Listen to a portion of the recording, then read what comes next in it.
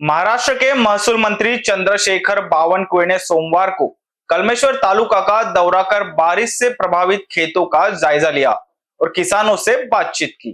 मंत्री बावनकुळे ने कहा कि हाल ही में हुई भारी बारिश से अमरावती और नागपुर जिलों में फसलों को गंभीर नुकसान पहुंचा है। सोयाबीन, कपास और धान जैसी फसलें बर्बाद हो गई है, जिससे किसान बेहद हताश दिखाई दे रहा है। उन्होंने कहा कि पिछले 50 सालों में इतनी भीषण बारिश नहीं हुई।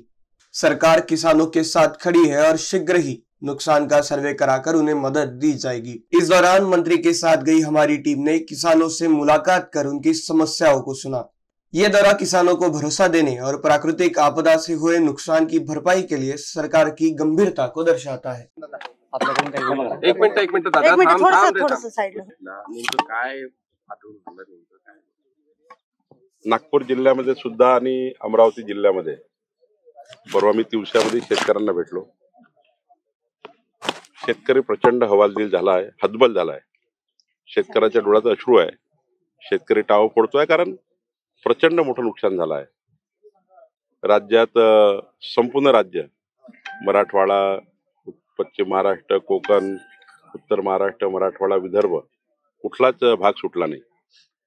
आणि आपण जर बघितलं तर नुकसान हे 50 वर्षात जेवढा पाऊस झाला नाही तेवढा पाऊस या ठिकाणी झाला।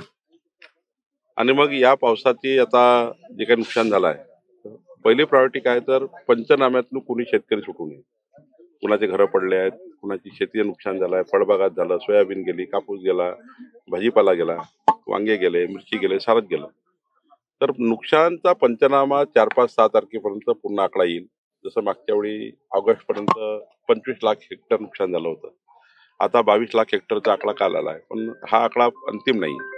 5-6 तारखेपर्यंत आकडे येतील। त्यानंतर मात्र राज्याची एकंदरीत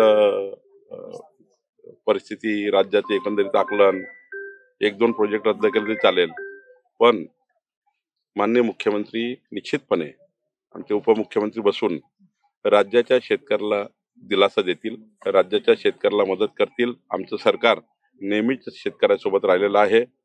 मागच्या वेळी देवेंद्र फडणवीसजीचं सरकार असताना 14 ते 19 त्या काळातही अनेक वेळा अशी मदत झाली। याही काळामध्ये शेतकऱ्याच्या डोळ्यातलं अश्रू पुसले जातील, शेतकऱ्याच्या डोळ्यातले अश्रू पुसले जातील, याकरता आमचं सरकार त्या ठिकाणी काम करेल। INBCN न्यूज के लिए सुभाष के साथ अभिषेक पानसे की रिपोर्ट।